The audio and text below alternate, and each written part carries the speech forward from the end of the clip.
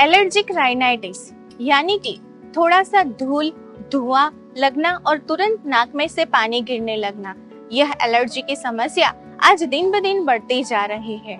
Industry और technology के बढ़ने के साथ हमारा हवा और पानी, जो कि हमारी बेसिक नेसेसिटी है, वह अशुद्ध होते जा रहे हैं और जिसके चलते हमारे शरीर की रोग प्रतिकारक शक्ति भी कम हो रही है। और रोग प्रतिकारक शक्ति जब कम होती है तब तरह तरह की एलर्जी होने लगती है। अब जब ये सर्दी, जुकाम और खांसी बार बार हो जाते हैं तो ज्यादातर लोग सेट्रिजिन जैसी एलोपैथ दवाओं का इस्तेमाल करके इसको दबाने की कोशिश करते हैं। दबाने की कोशिश में कुछ दिनों तक इससे आराम होता है, फिर वापस यही सर्दी, जुकाम और खांसी होने लगता है। कई बार 15-20 छींके एक साथ आ जाती है, आंख से और नाक से लगातार पानी गिरने लगता है और इसके चलते कई बार बेचैनी का होना, सर दर्द होना, काम में मन नहीं लगना और डिप्रेशन भी आने लगता है।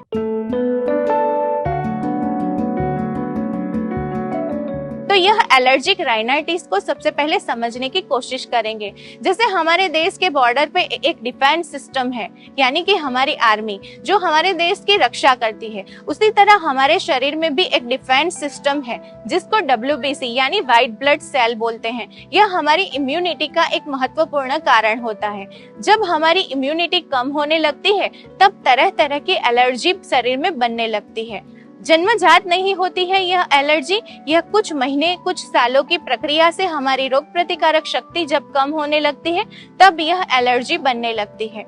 यानी कि हमारी शरीर की रोग प्रतिकारक शक्ति को बढ़ाना, यह उसकी मुख्य चिकित्सा होनी चाहिए।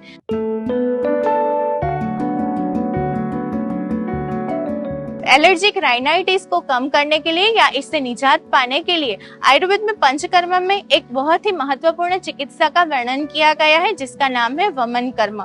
वमन कर्म में कुछ वनस्पतियों से बनाए हुए काढ़े पिला के वॉमिटिंग की प्रोसीजर करवाई जाती है। यह वॉमिटिंग के अंतर्गत साइनस में, श्वास नली में और फेफड़े में जमा हुआ पूरा कफ और कचरा एक साथ बाहर निकल जाता है। इसके बाद आयुर्वेद की कुछ श्रेष्ठ औषधियां देके शरीर की रोग प्रतिकारक शक्ति बढ़ाई जाती है। किसी भी अनुभवी चिकित्सक के पास अगर आप वमन कर्म करवाते हैं तो सालों पुराना आपका एलर्जी का प्रॉब्लम आप जड़ से सॉल्व कर सकते हैं। दूसरे नंबर पे है नश्य, यानी नाक में वनस्पति से सिद्ध किया हुआ तेल डालना।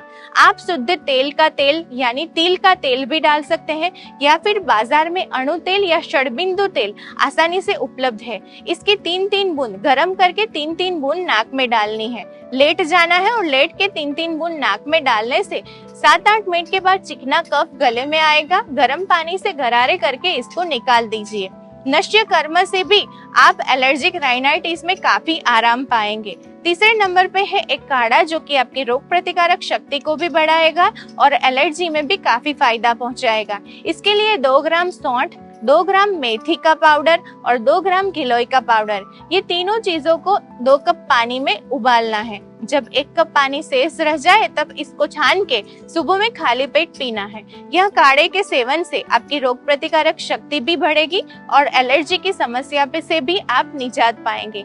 याद रहे, एलर्जिक राइनाइटिस आगे चल के अस्थमा का स्वरूप भी ले सकती है, इसीलिए इसको गंभीरता से लेना चाहिए और आयुर्वेद में इसकी सटीक चिकित्सा है और आयुर्वेद चिकित्सा अपना के आप एलर्जिक राइनाइटिस से चंद महीनों में मुक्ति पा सकते हैं और बिना छींक के नाक में से पानी आना, आंखों में से पानी आना, इस दर्द भरी दास्ता से आप बहुत जल्द ही बाहर निकल सकते हैं। एलर्जिक राइनाइटिस आयुर्वेद के लिए कफ का व्याधि है, तो कफ करे ऐसे खाद्य पदार्थों से आपको दूर रहना चाहिए। तो इन सारे प्रयोगों का उपयोग करके आप एलर्जी की समस्या से निजात पा सकते हैं। धन्यवाद।